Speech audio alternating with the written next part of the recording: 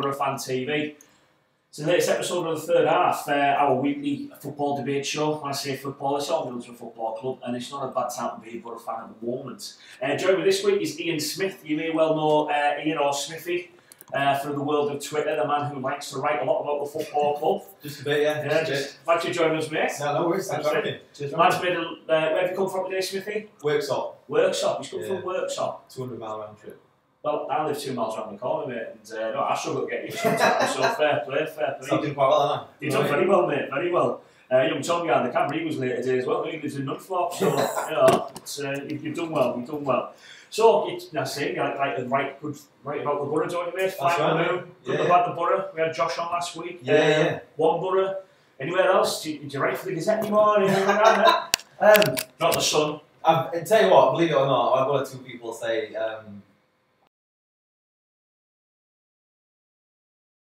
Gazette improve the content or something like that, but I'm not bigging myself up too much, but This is the media to boost yourself, mate. Tell them how good you are. I'm too modest. But yeah, no, I try and get as much out there as I can, and it's just nice that obviously people are interested. So good stuff, mate. Good stuff. Love that people enjoy it. Happy days. One thing I've got to ask you, I'm sure Boro fans watching will be asked, I think the same question. You don't sound very Boro. No. What's the story with you and where you're from, and what's the story as a Boro fan? The story is basically my dad was born in Yerby Village, and he moved to Doncaster. Well, talking well over 30 years ago. Right. Okay. So, and I think I was given the whole ceremonial presenting of the shirt when I was about 2 years old, and I've had no choice since then. So, basically, got my dad to thank for the 30 years of ups and downs. And is the word we're looking for really thank? Probably blame. Probably hating for it as well at the same time. Yeah. But no, I would not change it at all. And yeah, spent many weekends up and down here. Yeah, absolutely love it. It's just a shame that I can't get to as many games as I'd like to. Yeah. But I mean, obviously, give it a few years, that'll probably change when the social sort of thing changes. When kids get a little bit older, maybe want to take them along with me. But you're going to put them through the same. I'm trying to convince the missus to get involved. She's only been to one game with me. Has she? Yeah. What was it? You know what? We probably got beat. That's where I should been back then. Yeah, probably got beat. She probably just thought I'm not going there again. But yeah, now trying to convince her. But I think it's a losing battle, that one. Fair play, mate. Fair play. There's one thing I will say on Facebook. You're getting lots of good comments already. I'm sure. Yeah. There's a certain Mr. Matthew Gray said that guy Ian's a looker. Good lad. Yeah, that's. I think that's our lass's cousin. Yeah. Is it? Yeah. So I think he's probably just been. So we're getting non-Boro fans watching us tonight. There you go. I'm bringing people in. That's it. Your fame just spreads far and wide as well to South Yorkshire. I'm far too modest for that. Yeah. Far too modest for that. Good stuff, mate. Well, again, thanks for coming. And as we do with any fan that comes on, Smithy, is we'll do the quick-fire fan questions. Okay. As I said, they are quick-fire fan questions. Foxy last week managed to do them in 20 minutes. Yeah. If we could try to do it in a little bit less than that, that'll be ideal, mate, if you can. Right, so there's 14 questions. We'll start now. Favourite ever player? I'm going to surprise you, I think. It's a toss-up between Stuart Ripley or Alan Moore. Right, okay. That's probably a bit of a curveball. I can give you the Ripley, the Alan Moore one. I think, to be honest, as a kid, I was a winger. So I think any winger at any club, I always had my eye on them straight away, watched every part of the game and that. And I think, I'd probably say out of the two, I'd probably go for Riplers because up and down that wing, it was basically, that's who I tried to model my game on. Fair play, I think as years have gone by, maybe Stuart Downing was another one for obvious reasons. But yeah, I'd probably say Stuart Ripley overall was, with an honourable mention for Alan Moore, Well, if you did side with Alan Moore, I think we'd have stopped filming out with the friend, mate. I mean, Jesus Christ. You had half a good season in 94, 95, and that was it. When he burst onto the scene, though, he was something else to start with. And I watched him at Notts County in, I think it was the 93, 94 season when he scored twice, I think. Yeah. And from then on, I was hooked. But then obviously, I think 94, 95. That was his last real season. Yeah, and after that, he sort of fell by the wayside, didn't he? But I think on overall, I'd say Stuart Ripley. Yeah, I'll give you that one, mate. And I think I remember being starstruck. I think I was only about 6 or 7 meeting him, and I don't think I've been as nervous in my life. Do you want to know an interesting Stuart Ripley fact? Go on then. My wife done her degree with Stuart Ripley. All right. I was actually my wife studied with Stuart Ripley. There you go. University of Central Lancashire in Preston. There we go. Top. Isn't he a lawyer? Is he a lawyer now? She does law. I think he does football agency. Or he does. Yeah, he's a Connor's agent. Yeah. That's a surprise. Yeah. So there you are, an interesting Stuart Ripley fact for you there, mate. So there it ties in quite nice. Now, the lass is watching by the looks of it as well, so That's always interesting. I literally can't get away from it. Right, next one. Favourite ever match? Favourite ever match? I mean, obviously there's obvious ones. There's Stour, there's Carling Cup final. But I'm going to go for last game at Ayresome Park. Yeah, Luton. Yeah, I think for many reasons. I think, obviously we won. Yeah. Which is always a good start. And it basically got us promoted that game, didn't it? And then, obviously the whole emotion around the last game and being there. And I think, did there used to be, was it called the 100 Club at Ayresome Park? There's like a restaurant type thing. Well, I'm not too sure, mate. I think, but my mum and dad had booked it well in advance, and we had like the meal and stuff, and we got the seats and everything like that. And then long after the game had finished, when the stadium had basically emptied out, got a chance to go on pitch. Did you? Ran up and down, but for the life of me, could not find a football anywhere. In a football ground, you'd expect a ball, wouldn't you? Yeah. So I had to run up and down, pretending I was kicking a ball around. But for like, I think about 10 or 11. That was a magic moment for me. So I think just everything. The whole occasion, the fact that the old players had turned up, hadn't they? The naming the new stadium and all that sort of, I just think that game sticks out for me every time. Sounds good, mate. Sounds good. You're worse than Foxy for Town and Sorry, well, by the way, Smithy. Terrible, this, mate. Favourite ever goal? Favourite ever goal? Boxich away at Leicester. What a goal, mate. Yes. I think, yes, nice memory on that I'm one. not even sure the keeper was off his line and he still lobbed it. Yeah. So Boxich I think shit up, mate. He's super. I think, to be fair, that one. Yeah, I can't go past that. Yeah. I won't begrudge you that one. It's a good one. That worst player you've seen? A few candidates. I think Gittins gets a mention every now and again. Yeah. Phil Whelan. Yeah, he's man. Dwight Tiendelli was one at worst. Jesus Christ, yeah, he was awful, wasn't he? But for me, I think he came with a bit of hype, which I think because he was a big star in Asia, when he Dongoot. Yeah. I don't know if that was Boro's way of trying to dip into the Asian market. Yeah, trying to sell some shirts, weren't we? But that lad's never played football. To me, watching him, he was as scrawny as out, weren't he? And I just think he looked lost. He scored at Mansfield. He scored at Mansfield, to be fair, but that's probably the only thing I can ever remember about him. Fair one. I think I'd have scored at Mansfield that day. I remember him at the post in his debut, actually, home to Reading. Yeah. Yeah. So then that's kind of set us up for a bit of a, we thought it was going to be good, and then... Yeah. It was an easy chance. He shouldn't have hit the post. No. He slid in back post. Keeper was gone. Yeah. I mean, he's probably a lovely bloke, but he was terrible. I bet he's a smashing bloke. Terrible player. Terrible player. But, you know, we all have our jobs that we're good at and crap at, and exactly. I'm rubbish at this, but I still keep doing it. Best value for money sign you've seen for the Boro? I think the two that stand out for me, probably the Slaven. Yeah. I mean, even 25k in the 80s was still not a lot of money back then, was yeah. it? Friend. Yeah. But for me, and for slightly different reasons, I go Paul Merson. Yeah. I think 5 million, it was a lot of money for us, yeah. but I think it could have been more. I think because of his baggage that came with him, I think that's probably a reason why we're only about 5. Yeah. But I think for what he did, we would not have got promoted that season without 100% Merson. agree. And I think that once we got promoted that year, we were in the Premier League for 11 seasons in a row or something. Yeah. So I think really, his transfer fee was more than paid back. Nice. So I think Slaven and Friend honourable mentions, but I think Merson, good shout for me. Good shout. Best away day? I'd probably have to say, are you thinking of a particular game or? No, like where's your favourite ground to go to? I like going to Hillsborough. Hillsborough's one of my favourites. Yeah, just I like. Proper football ground. It reminds me in a way. I mean, it's a lot better than it's a lot bigger than what Ayresome Park was, but it's going back to that era, isn't it? Yeah. So I kind of get that sort of old feeling when I go back there, and it's nice to because you got all these box fresh new stadiums, and I think they're great, but they all look the same, don't they? They do. Yeah, it's got a bit of character. I mean, we love the Riverside, but it looks like 3 or 4 other grounds in country, doesn't it? It was a first of its kind, though. It was, but yeah, no, I think I'd probably say Hillsborough. Yeah, good shout, mate. Good. Best away day pie. Well, you know what? Believe it or not, I don't actually eat that many pies when I go to away days. You wouldn't think it looking at me. You're just looking for compliments again. No. Away day pie. The only one I can remember buying was at Bramall Lane, right? And it was shocking. Was it? Absolutely shocking. Yeah. Awful. Right. Well, you need to try some more pies. Yeah. I recommend Bolton Wanderers. I'll have to try that. Best away day pint. You'd be surprised. Mansfield in the summer. Yeah. Went there. Nice little bar they've got. Yeah. Just like a proper pub, basically. I think I had a Newquay Brown Ale, actually. Did you really? Yeah. Awesome. Quite partial to one of them every now and again. But yeah, I'd say Mansfield, yeah. Oh, nice one. Favourite Boro kit?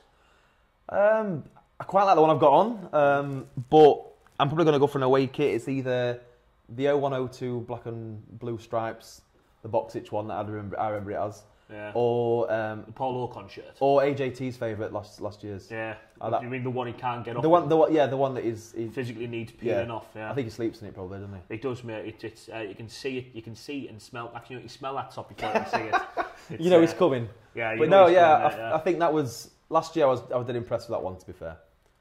Lauren Ann Cater says you love a pie. Yeah, she probably knows. Yeah, it's one of my best mates, Mrs. That. She'll have seen me eat a few pies over years. Yeah. Well, so there we go, mate. There we go. Best stadium you've ever visited, mate? Other than Riverside and Ayrton, best stadium probably.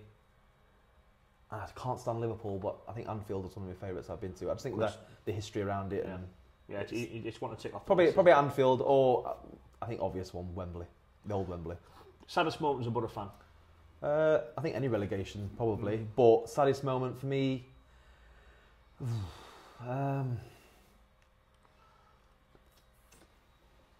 Quick fire questions. I know. Quick fire. The fans are waiting.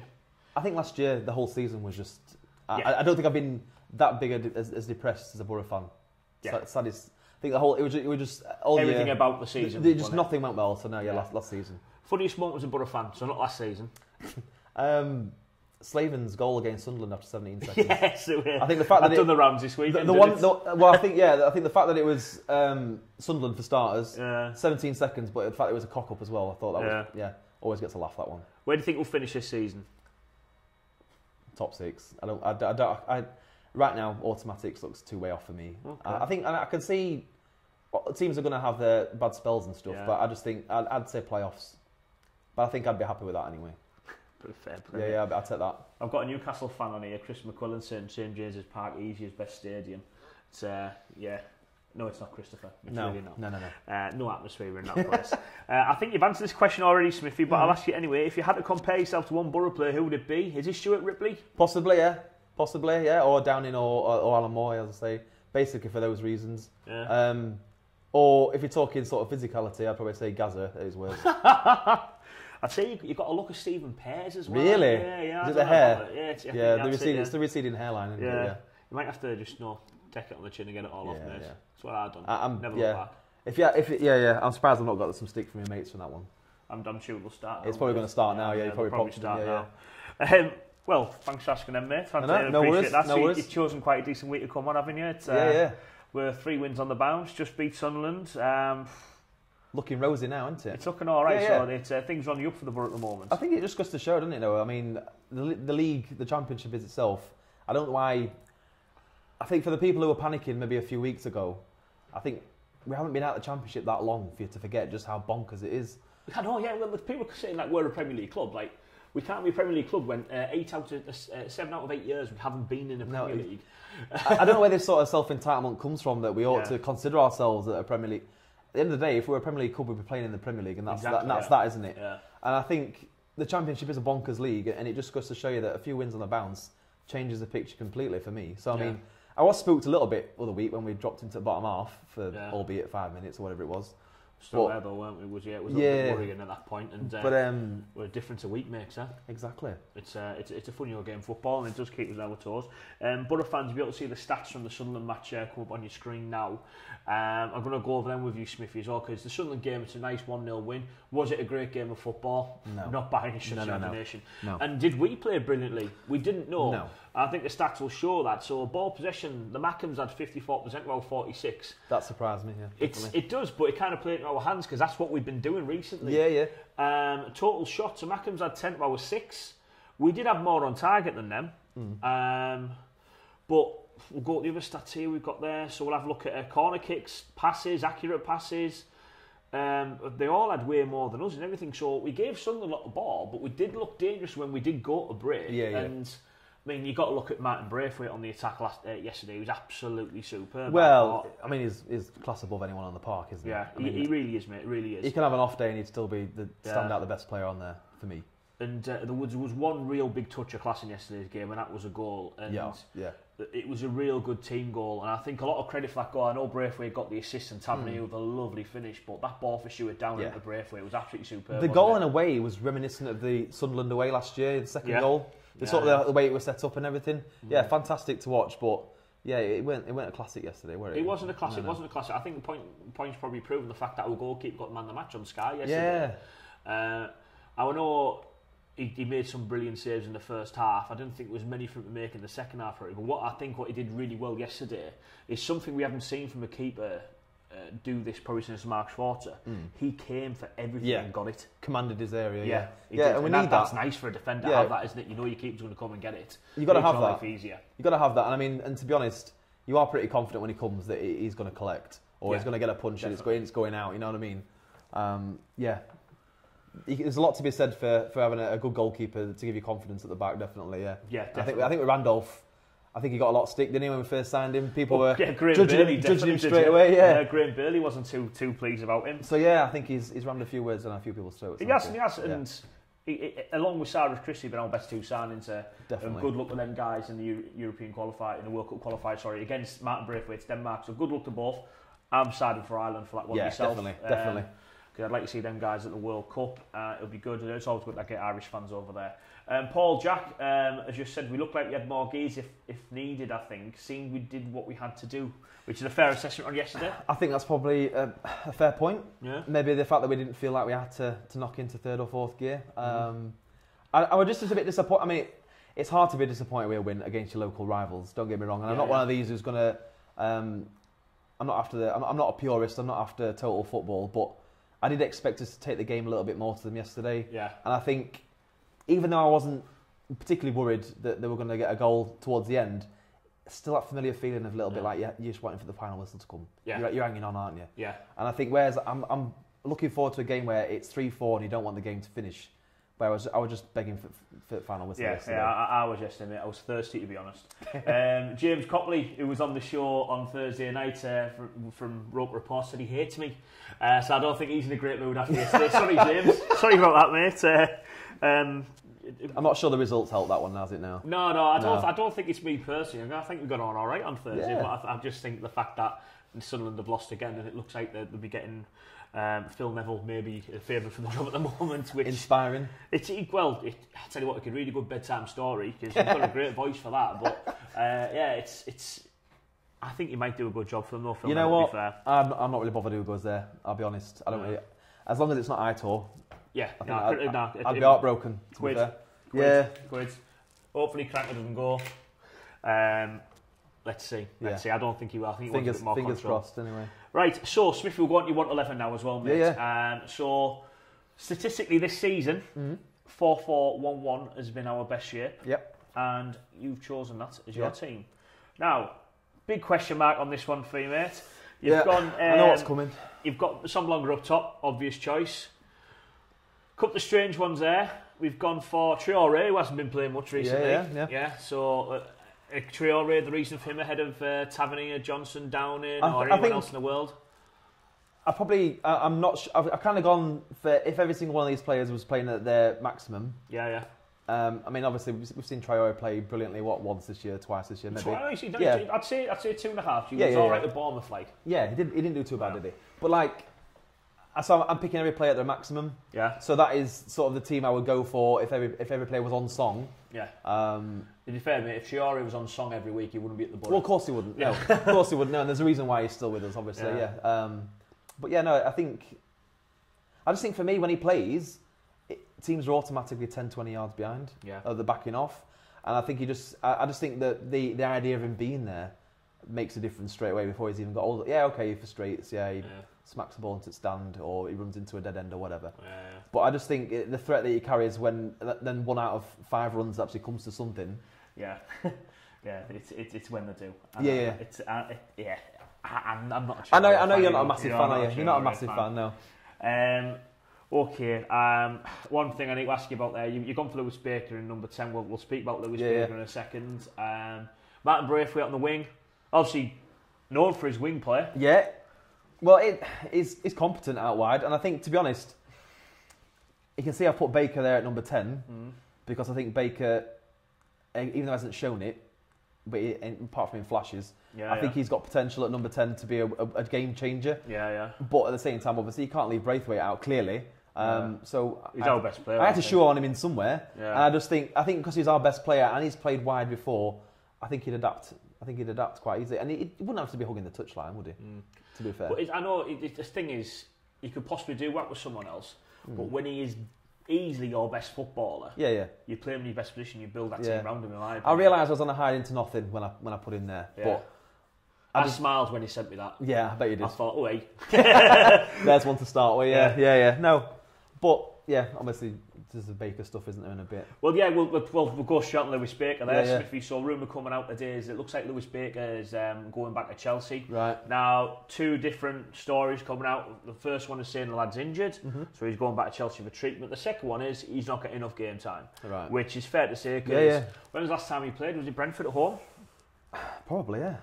I'd imagine that was probably the last time. I think that might be the last time he played. So the lad's not playing well, but it's not a given. No. Can you be expected to come with this team at the moment? Like when we're playing well, we're winning football matches. You've won 3 games on the bounce with basically the same team. I mean, I know Fred came in on yesterday, didn't he? Yeah, but Fabio was injured. So. But I mean, generally it's the same team, and I think it's the old adage, isn't it? You don't break up a winning team. You don't know. I mean, yeah, fair enough. There was some call yesterday to maybe go slightly different if you were wanting to sort of take the game to them. We could have set up differently, maybe. However, I think, he's not getting in at the minute, is he? But as I say, that team I picked was basically if they're all on top form, I think that team would be pretty hard to beat. But I mean, if that's right, with Chelsea wanting him to come back because he's not getting the game time, then fair play, understand that. I mean, I think he'd have expected him to be in, week out, wouldn't he? He would have expected, but it's all well and good expected, but you have to earn that right as well. Of course you do, yeah. And Lewis Baker, who's shown flashes of brilliance, I think, at times. Yeah. He's got a lovely first touch and he's got a great pivot when he gets the ball. But the way I look at it is, I don't think he's an out-and-out number 10. No. I'd much rather have Braithwaite in that position. Okay. And the way we're set up at the moment, I think we need probably more dynamic people who can also defend and attack in central midfield, which where Howson and Ledbetter work quite well. Excellent. Which is probably why one person out the team, Adam Clayton, you could probably say maybe unlucky to be out the team, because he's been a good performer over the last few years, but he offers nothing over the. Once you get past the halfway line, he's turning back, isn't he? Yeah, he is. Yeah, and I think that's why I've gone for Ledbetter. I mean, it was a toss up between Ledbetter and Clayton, because I think Howson every day at week should get in the team for me. Well, I mean, you can start the Johnny Howson fan club because there's only one real thing. I mean, I'll probably get some stick for this, but I think he's like a Championship Lampard for me. He can be that good at Championship level, and we've seen it over the years as well. So for me, it was always a choice between Ledbetter and Clayton. I think Ledbetter offers a bit of both. He can be pretty good in the final third, creative, can pass, eye for a goal. Clayton, for me though, once you get past the halfway line, he's turning around, isn't he? Yeah, that's it. So he's loose. You think he looks to be number 10, the lad. I know, and but he looks like he has no confidence to do anything else. It was obviously had it battered out of him, hasn't it, last 3 seasons by AK, hasn't he? I think it's So basically, I think that's what's happened, and I think, to be honest, he's brilliant at what he does. Yeah. But I think for the way we want to play this year, I just don't think there's a place for him. My mate Jimmy Harris always says it's a false role. Yeah. So we've went from we conceded 1 goal in 3 games, and we scored 6 goals in them games. Yeah. So we haven't conceded. We've also scored more. So is that role needed? Is that type of player needed? It's not showing him in a shining light, is it? Really? It's not. To be fair, it's not. And Boro fans are going to have to get out of this thing and like hating Johnny Howson because he's not Adam Clayton. Get over it. It's time to get over it. I don't get hating on any Boro player. You can have your favourites, but in terms of hating on him, I don't get it. No. Don't get it. Johnny Howson, I don't know what people are expecting, but he's an out-and-out Championship footballer. Absolutely. And is he going to be the reason you get promoted? Probably not. Well, can he help drive your midfield and put something? He's put in a lot of forward passes. He's put in a few assists in already this season. And he was integral for our goal yesterday as well, by the way.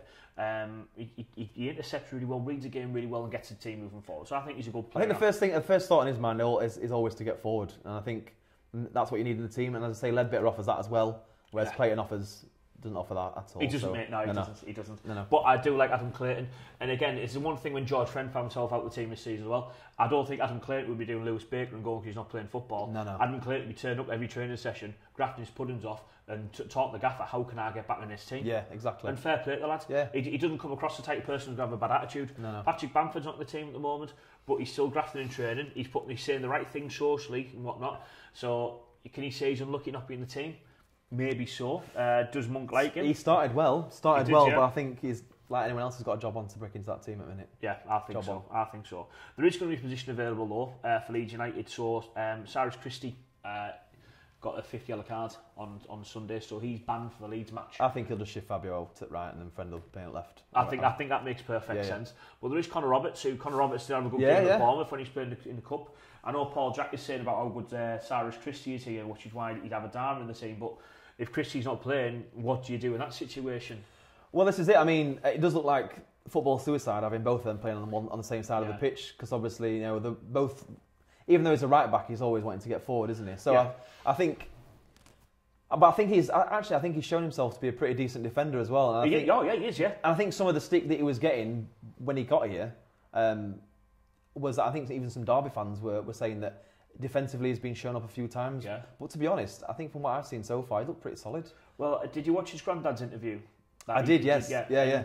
I think what the situation is here, you see what football's called, I think he had the confidence kicked the shit out of him. To be honest. I think all that was gone. Possibly, and he's come to Boro now, new start, fans have got behind him. And I'll be honest, I was far from inspired when we signed Cyrus Christie, but he has been my player of the season so far. I've enjoyed watching him. He's grafted. That ball for the second Hull series. Oh, it's Sambalonga's goal, yeah. Unbelievable. Brilliant. But he can defend, and he's been a good player, and the fans have got behind him. And I think you can see with Cyrus Christie, he's got a new edge to his career, which is really, really good to see. But I think we're going to miss him at Leeds. I think what you said there, I think Fabio moving to right hand side, Friend left back, is the obvious choice. That's the natural one for me. Yeah, but we may even go. It depends if Fabio is fit. But to be fair, Connor's been brought in, Anthony. He's not really had a look in other than cup games, so maybe it is an ideal opportunity for him to come in. We'll soon find out. Are you looking forward to the Leeds match? Massively.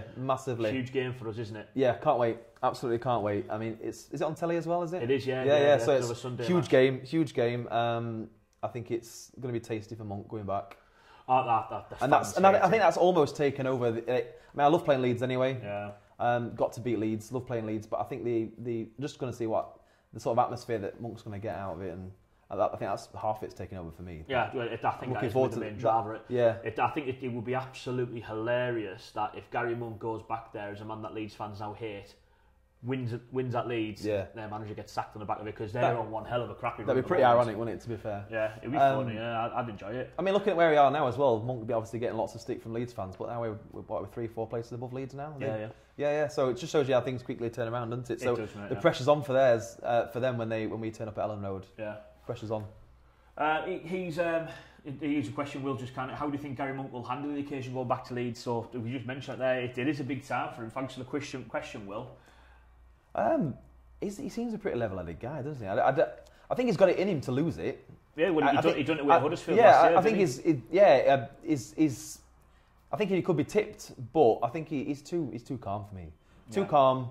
I think I can't see it phasing him whatsoever. I think he'll enjoy it. I think he's not one of these who he doesn't really break the usual sort of stock questions, does he? He's quite sort of safe in interviews. Yeah. But I think inside he'll be enjoying it. Yeah, I think so. I think absolutely fine. I don't think Leeds fans make a jot of difference to him. I don't think it'll bother him. No, I think he sleeps all right. I think the pay rises had come. I think he knows he's made the right decision, doesn't he? Yeah, definitely. Yeah. I think if he lost his job, and I think TC would probably want the job as well. To be fair, it's anything's an upgrade on what Leeds United has been over the past 10 years, isn't it? Of course. I just want to finish the show as well. Just last thing, I think as one player deserves a huge amount of credit at the moment, and over the last 2 seasons in particular, he's had barrier upon barrier put in front of him, and the confidence kicked the crap out of him by fans and also managers alike. Stuart Downing. Yeah. His pass for our goal yesterday was absolutely superb. Fans are starting to get behind Stewie again. I mean, he never stopped yesterday. He never stopped. He was full of running, and he was hugely important going forward as well. How do you think Downing's done recently? It surprised me, to be fair. I mean, obviously we didn't think he was going to be here, did we? No, we thought we thought he was a goner. Personal feelings on Downing. There's something about him that's never quite clicked to me. I mean, we don't watch players to be mates with them, do we? We want them to perform on the field. So there's always been something, though, that I've not quite connected with him. And then when we brought him back, considering the amount of money involved and stuff, I wasn't sure it was the right move at the time. Yeah. And I suppose the last couple of years almost vindicated thinking that way. However, I think he's really turned it on this season so far. And I think he's all credit to him for coming back from what appeared to be, I think it was game over for him, really. To be fair. So no, I've been dead impressed with him. And I think, to be honest, on his day, he's another one. He's a Premier League player. Still, I think. Still a Premier League player for me. If you play, I'll tell you where he'd be nice now. If you like kind of hold the midfield position. Yeah. Because you can't have passes. I mean, he's safe on the ball, isn't he? I mean, at the end of the day, he can spray 70, 80-yard passes straight on the sixpence. Yeah. I think a fit and firing down in any team, you're not going to go far wrong, are you? You're not. No. Right, brilliant. Right, Smithy, thanks for coming. How can people follow you on Twitter, mate? Smithy_MFC84. If you fancy listening to or reading some ramblings. But anyone who wants to have a read, brilliant. I hope you enjoy it. We're going to start posting some of Smithy's content on our website soon as well, and Obviously, the lad lives a little bit down south, but we'll try and get him on a bit more regular because the lad knows his onions. He's a good egg. Lovely Thanks stuff. for coming Thank on. You very much. Thanks for having me. Appreciate it. Boro fans, we've got a little bit of a break now, thank God. So the lads won't be at the next match until Leeds United away, which is 2 weeks gone yesterday. So Guesty and Gavin, everyone else will be there for that match as well. So look forward to seeing you there. And the third half will be back next week as well. Thanks for joining us. See you soon.